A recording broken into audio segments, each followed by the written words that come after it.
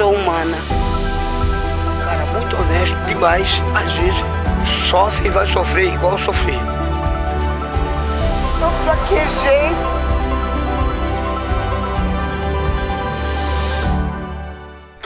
No ar, pelo Geraldo Luiz TV, pelo canal Geraldo Luiz TV. Episódios inéditos, um podcast que eu acredito que ninguém faça, que ninguém queira fazer, que ninguém tenha olhado, que ninguém tenha se encontrado. Até hoje me perguntam, Geraldo Luiz, você poderia estar em qualquer estúdio? Sim. Aqui dentro do Geraldo Luiz TV vai ter estúdio, mas o meu podcast que eu jamais vou deixar de mostrar, até porque eu me encontro dentro dele, dentro da realidade do que esse podcast representa, é a magia de ouvir pessoas. Mudamos de praça. Vamos encontrar hoje novos personagens que eu só conheço aqui na hora. Vocês me perguntam muito, Geraldo Luiz, vocês conversam antes, vocês se conhecem antes? Não tem conversa antes, nada. É a mesa, 2 bancos e saber ouvir. Voz Invisíveis, o primeiro podcast do Brasil e talvez do mundo onde um apresentador vai para as praças debaixo de ponte para ouvir morador de rua. Mas pra que, Geraldo? Pra que ouvir morador de rua? Me instiga como jornalista, como entrevistador, saber das pessoas? Porque afinal todos nós temos a sua história. Todos nós temos a nossa história. Vamos ouvir a história dele? Irmão, teu nome? O Alisson. O Alisson. O Alisson, nós estamos aqui na Praça Heróis da FEB. Heróis da FEB. É um novo ponto também de muitos moradores de rua. Você está na rua há quanto tempo? Tô na rua há 6 anos. Já é bastante tempo. É bastante, até porque quem passa pela rua não é só essa prova de estar parado aqui, dormindo ali, ou ser tirado daqui e dali, que é uma coisa que acontece menos em São Paulo, mas por ter passado em outros estados, eu tive já uma experiência vasta nesse assunto. Só que, infelizmente, aqui em São Paulo, ainda tem essa discriminação que tem em todo estado. Só que o governo de São Paulo ajuda bastante nessa ideia. E a galera da rua de São Paulo é mais acolhedora também. É como uma família. Mas volta e meia a gente vê aquela ideia sobre racismo, sobre xenofobia e tal, que isso é em qualquer lugar que vai ter. Mas que eu vi aqui em São Paulo, como é a terceira metrópole, tipo, é mais convencional de acontecer. E aí você vê, assim, à luz do dia, assim, como eu cheguei em São Paulo no primeiro dia, como eu fui testado em São Paulo no primeiro dia, eu fui roubado no GT. Roubaram meu notebook, meus malabares e assim, e o meu dinheiro do hotel. Então, tipo, eu já cheguei em São Paulo sendo morador de rua, querendo ou não, entendeu? E aí é engraçado, porque eu fiquei com medo, como eu ficaria em qualquer estado. Mas aqui em São Paulo, esse elogio eu posso dar pra São Paulo, assim, de braços abertos. Me acolheu muito bem e, assim, foi o melhor estado que eu passei. Quer dizer, eu tô ouvindo hoje de um morador de rua um obrigado Sim. pro povo de São Paulo? Sim, por incrível que pareça. É porque quando você que tá numa casa, que eu também sei a situação, tenho um filho no Nordeste, muita coisa em cima disso. Mas, tipo assim, aqui, no seco, no agora, o presente, você olha que agora você sai da sua casa pra trabalhar, quando você sai da sua casa pra trabalhar e passa aqui, você fala, pô, cara deitado ali, sem família, sem... Convenhamos aqui, do que eu tô falando, da minha pele. Eu toco violão, sou artista. Também faço malabares, se precisar. Sua profissão? Eu diria como profissão, mas eu acho que artista é como se fosse um hobby que você ganha dinheiro. Porque, tipo, você faz o que você gosta. Você não tá fazendo algo para o público. Você tá fazendo algo para você, que agrada ao público. Então tem uma diferença nisso aí. A sua profissão já é algo que você está trabalhando, você está se esforçando para fazer alguma coisa para você ganhar um dinheiro. Quando você é artista, não. Você está fazendo o que você gosta e ganhando com aquilo. Não é tão bom quanto parece, não. É só quando a gente fala mesmo, tá? O artista sofre bastante. Mas, enfim, continuando sobre a ideia acolhedora de São Paulo, quem passa de dentro de uma casa e vê, a primeira coisa que pensa é o quê? pô, ele é um coitado, ele é um... Cara, se você realmente quiser ser acolhido e quiser se levantar, eu posso te dizer que São Paulo vai te dar essa moral. Você tem seus documentos, você tem suas coisas, você vai entrar para um albergue, ali você vai ter o tempo de trabalhar, vai ter o tempo de reorganizar sua vida. A partir dali você vai arrumando um pé de meia para você ficar dentro de uma casa. Eu acho que, tipo, é até besteira eu continuar isso aqui, né? Que você já entendeu o resto. Tipo, não é difícil. Agora, você vai chegar em outros estados, vai chegar em outros lugares, cara, vai ser difícil você achar um abrigo. Você não vai achar doação de comida. Rio de Janeiro, por exemplo. Bom, eu fui no extremo do Rio de Janeiro, então, tipo assim, no Rio, acho que capital, essas coisas, vai ter mais, né? Igual tem em Belo Horizonte, em Minas, que eu sou de Minas, sou de BH. Lá vai ter. Mas quando você for pros extremos, assim, essa é a diferença entre São Paulo e aqui. E tem os extremos aqui da cidade de São Paulo, você pode ir para os extremos que você vai achar as coisas da mesma forma. Me diz uma coisa, por que é a pergunta sempre principal que eu faço? A minha curiosidade, às vezes o meu choque, Por que você veio parar na rua? Há 6 anos, não deu para você sair da rua? Não, na verdade o artístico, sabe aquele que é mais discriminado, recreativo, que é discriminado? Então, eu sou esse recreativo discriminado. Só que eu sou feliz assim, porque a partir da hora que você está sendo reconhecido como uma pessoa que eu fui chamada esses tempos aqui em São Paulo, tem, sei lá, 50 dias que eu tô aqui. Então, tipo, é pouco tempo, mas assim, é como se eu já tivesse vivido uma vida aqui. Os elogios que eu recebi foi tipo, você é muito inteligente, você tá nessa vida porque você quer. Já ia falar isso para você e quem tá assistindo agora já falou, Geraldo, você entrevista muitos moradores de rua. Já entrevistei analfabetos, cara que não sabe escrever o nome. Já entrevistei motoristas, já entrevistei enfermeiros, já entrevistei pessoas assim. Eu ia te falar, você é um cara consciente. Você estudou até que série?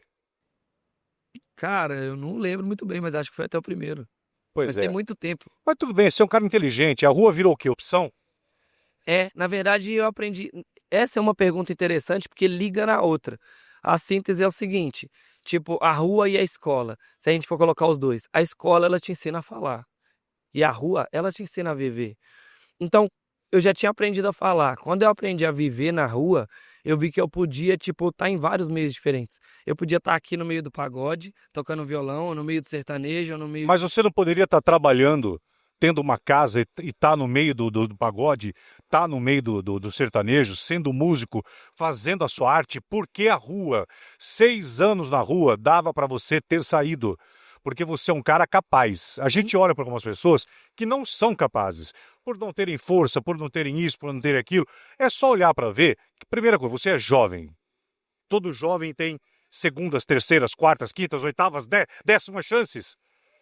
Por que 6 anos na rua? Bom... Seja direto e verdadeiro. Se acostumou com a rua. Por que na rua? Não. Eu fiquei mais em casa do que na rua. Quando eu digo rua, não é só sobre dormir. É mais sobre estar. Eu tive numa época em que, tipo, eu tinha uma casa, mas eu ficava na rua. E hoje? Hoje eu não tenho a casa. Porque, tipo, acabou. A família que eu tinha era adotiva.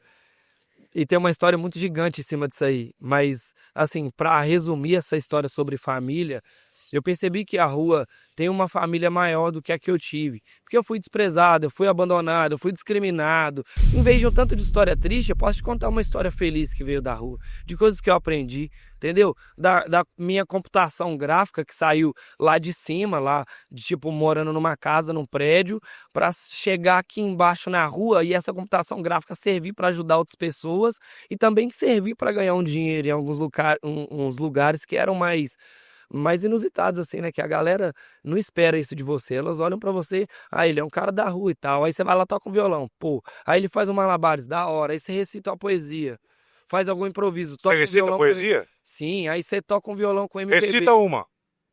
Você quer uma improvisada na hora? Ou Agora, já.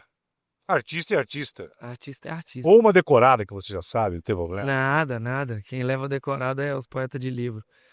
Aí, é o seguinte.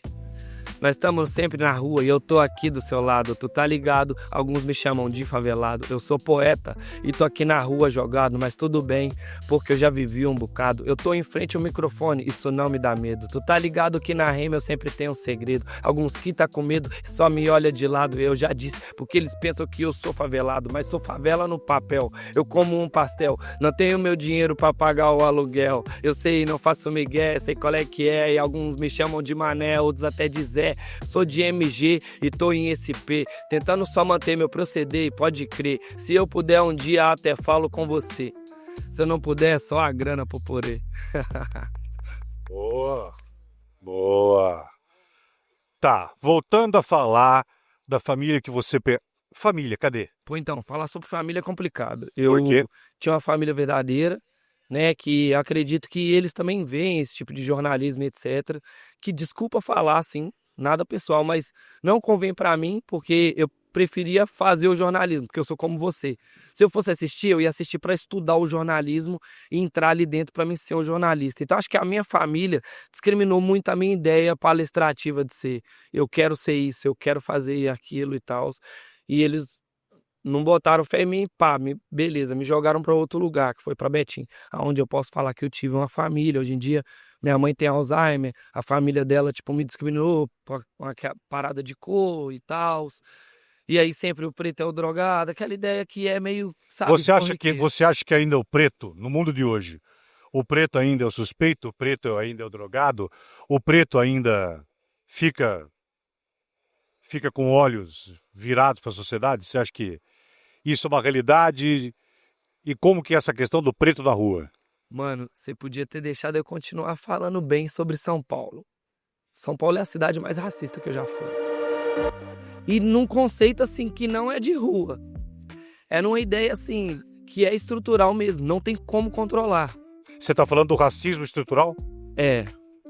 De uma ideia que assim, que já acabou em vários lugares onde eu fui, aqui tem a liberdade que não tem nos outros. Então faz sentido ter isso. Porque se agora sua mãe te expulsa de casa, você não vai falar, meu Deus, o que eu vou fazer? Não, você vai para uma tenda, entendeu? E vai pegar uma comida, vai sentar ali, pegar um cobertor, se embrulhar, ficar pensando na vida. Você tem uma opção, entendeu? Então tem como você ter essa ideia, porque muita gente que poderia estar trabalhando não tá. Mas ela não tá, não é porque não pode, ela não tá porque não quer. E aí começa aquela estrutura ali de sempre, de muito antigamente. Ah, o cara pede esmola, que hoje em dia não tem isso, né? Assim, não, só se a pessoa quiser mesmo. Ah, o cara pede esmola, mas ele podia estar trabalhando. Hoje em dia é diferente. Hoje em dia, o cara come comida do governo porque ele é incapaz. Você entendeu qual é a base da estrutura? Então o racismo tem essa base aí. Ah, ele é preto, mas não tá trabalhando porque não quer. Ah, cuidado com ele que ele vai passar, vai te roubar. Ou então uma coisa muito clássica que aconteceu comigo e com um amigo meu, Gustavo, que ele tá na rua comigo. Ontem aconteceu essa que eu vou te relatar agora e ontem aconteceu outra. A polícia chegou e buscou só ele, entendeu? Por causa do Smart Sampa. A polícia pegou e buscou só ele, me deixou de lado. Aí eu fui e sentei do lado dele, enquanto ele tava tomando a geral. Eu cruzei os braços, fiquei olhando pra ele, pra ver o que tava acontecendo, correto? Quando eu cheguei aqui, olha que engraçado isso. A galera que mora na rua me perguntou assim, pô, cara, você é doido demais, você ficou do lado do policial enquanto ele tava enquadrando o Gustavo. Ué? Que tem? Qual é o problema? Não, porque a polícia ia te... Por quê? Você é preto, né, mano? Caramba, mano, você mora na rua, fala isso, tá ligado? Tipo, tá entendendo? Porque não é só do branco, não é só do boy, não é só, sabe, do empresário, não é só do preço. Não, cara, tem um racismo ali que cai entre os pretos, que cai entre o morador de rua, existe de todos os lados. E pra gente conseguir enxergar isso é difícil. Então o racismo de São Paulo ele é maior por causa disso, porque acaba que ele passa de cima pra baixo e a gente não consegue perceber. Ele fica implantado até na rua onde a gente vive, onde era pra ser um lugar livre, né, pra todo mundo ser livre. Acaba você estando preso também a essa ideia de cor, a essa ideia de raça. Eu acho muito triste. Quanto tempo você acha que você vai ficar na rua? O que você quer hoje pra tua vida? O que você precisa? Se eu pudesse, eu já tinha saído. Se eu pudesse, eu já tinha saído. Eu não saí porque, ó, eu tenho um filho no Nordeste. Eu preciso de dar uma ajuda pra ele. Fora isso, o custo de vida na rua, ele é mais alto do que em casa. Porque se eu tivesse numa casa, eu já tinha regrado Pera um pouquinho. Como assim? Peraí, não. É sobre isso. Peraí. Como assim que o custo de vida de quem está na rua. A vida custa pior para quem está na rua, isso eu tenho certeza. Mas como assim que morar na rua, onde você não paga aluguel, quase não paga nada, como que assim que é mais caro do que ter uma casa? O aluguel é um garoto perto da pessoa que mora na rua. O dinheiro de um aluguel não é nada. R$ 600 pode durar 2 dias ou pode durar uma semana. Depende dos tempos da rua. Tipo, em cima disso, vou te falar pra mim que sou artista e sou mais econômico. Essa galera que me rodeia aqui, que é uma galera muito massa, inclusive a gente pode chamar de família, que é essa galera da rua, você pode ter certeza que gasta mais do que você gasta você, que tem uma condição melhor ainda do que essa galera que tá morando na casa de aluguel. Eles gastam mais do que você gasta nos 15 dias. De boa, tranquilo. Porque eles têm necessidades maiores. Algumas pessoas que usam droga mesmo, que são dependentes químicos verdadeiros, cara, o empresário é garoto perto deles. Porque o empresário tá tentando economizar, eles gastam o tempo inteiro. Então, tipo, a vida da rua, sim, ela gasta mais do que tá em casa. No meu caso, que eu não vou falar que eu uso droga, porque eu não uso droga. Eu ia te perguntar, você usa droga? Não, eu fumo maconha não é droga. Como maconha não é droga? Não. Maconha é o quê? Cannabis é o quê? Maconha é uma planta, tanto que tem o CDB, e assim Sim. vai, as suas siglas. Ela é usada para remédio, ela é usada para pessoas ficarem calmas também. E tem umas pessoas que fazem o uso recreativo também. Não só os artistas, né? Porque isso fica muito preso aos artistas, aos poetas, sabe? E não é assim. Tem uma galera que faz um uso recreativo disso, mas porque ela precisa de pensar, porque ela precisa de ler, porque ela precisa de escrever. Eu conversando com você, antes de me despedir, cada frase que você me fala, cada colocação sua, eu vou sair daqui. Alguns eu sei que não terão chance de sair da rua nunca. Eu olho pra você, cara. Era pra você estar em qualquer lugar, menos aqui, cara. Não vou eu falar, não é pra você estar na rua, né? Mas se eu te perguntar uma coisa, não se ofenda. Você não se acostumou com a rua, não? Não é mais convencional você estar na rua, porque, repito, um cara inteligente como você, jovem, que poderia sim estar trabalhando, exercendo algo aqui na rua. Imagina se eu estivesse te perguntando isso. Por que você, que tem dinheiro, que pode estar no YouTube fazendo as coisas, que pode tentar televisão, por que você está aqui ao invés de estar lá? Por que agora você não está dentro de uma emissora ou tentando fazer alguma outra coisa e está aqui com a gente da rua? O meu motivo é o mesmo que o seu. É por isso que, tipo, você vai estar aqui para estar computando isso, que é muito bom a gente lembrar que existe o Canal Futura, que é um conhecimento muito bom para a galera que quer estudar, entender sobre mental, sobre... o que move o mundo são as perguntas. Então, enquanto você estiver aqui, vai existir essa voz. Enquanto vier outras pessoas fazendo os projetos, vai existir essa voz. Mas se um dia eu não estiver aqui, eu já não sei se a galera vai poder ter essa voz. Enquanto eu estiver aqui, eu tenho certeza que eu vou ter um jeito explicativo, didático bastante para colocar na cabeça de todo mundo que está dentro de casa vendo isso, no computador ou em qualquer lugar que seja na Smart TV, que eu tô aqui e eu sou essa voz aqui, mesmo tendo a condição de estar fora daqui. Mas não porque eu preciso de estar aqui para dar a voz para a galera, porque a galera é essa voz. É porque eu devia ter condições de estar fora daqui. E eu não tenho exatamente por isso. Eu acho que eu devia ter essa condição que você acabou de falar. E eu acho muito plausível isso que você falou, de eu ser capaz de sair daqui. Mas não tem como eu sair daqui, porque eu tô preso a essa situação. E não é por causa da cidade, não é por causa de mim, não é por causa do momento. É porque esse é o momento que eu devo viver isso. E eu vou aceitar quando eu tiver de ir para uma casa, que vai ser um momento muito feliz da minha vida, pode ter certeza. E teu violão, cadê? Tá ali, ó, encostado na árvore. Então você pega ele lá? Não posso. Por quê? Aí. Por quê? Isso é uma incógnita na cabeça das pessoas. Mas por quê? Exatamente por isso, porque você pediu. Como eu disse, que são as perguntas. Você vai ficar com essa incógnita na sua cabeça do porquê. O músico que eu vou pedir pra tocar não vai tocar? É exatamente isso. Mas Como assim? Como é que fala? É televisionado, você nunca vai ver. Você vai ver minhas músicas de rap e tal, mas você nunca vai ver televisionado ou num vídeo eu tocando violão. Porque... Não entendi. Não, eu não gosto. Como assim? A fama não é legal. Mas não é fama. É mostrar a tua capacidade. Não, é isso. Ah. É isso. É mostrar, eu não mostro. Tipo, é igual a galera consegue ganhar dinheiro no semáforo. Como na assim que porta agora do todo banco. mundo vai te ver tocar, cara? De repente. Não. Essa foi uma decepção, assim. Eu fiquei decepcionado de ter que falar isso com você, mas... Caraca. Não acredito nisso. Mas você vai ter uma outra oportunidade, assim, que vai ter uma outra pessoa tão capacitada, assim, mas eu não vou ser esse cara. Eu literalmente, eu não gosto das câmeras, mas eu já vi... Mas fala bem pra caramba. Foi muito legal falar contigo. Não, eu já vi o seu programa, eu já vi antes e eu já vi no YouTube também, porque eu acompanho esse tipo de coisa. Tem um canal no YouTube, tem coisas no Spotify, Deezer, SoundCloud, nas plataformas digitais, com as minhas músicas. Já tive um podcast também, mas é muita coisa, né? Não dá pra olhar pra você e te ver como morador de rua, cara. Não dá. Não encaixa, velho. Não encaixa. Eu quero que Deus te abençoe, que Amém. Que você volte a ter a sua casa, que você... É filha ou filho? Filho, Klaus. Klaus, quantos anos tem?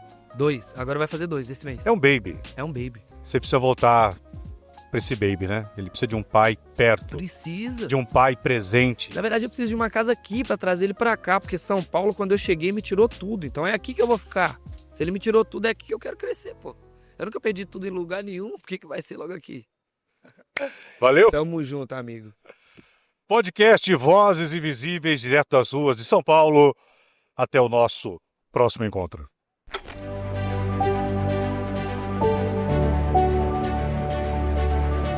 Sou humana. Cara, muito honesto demais. Às vezes sofre e vai sofrer igual eu sofri. Não fraquejei.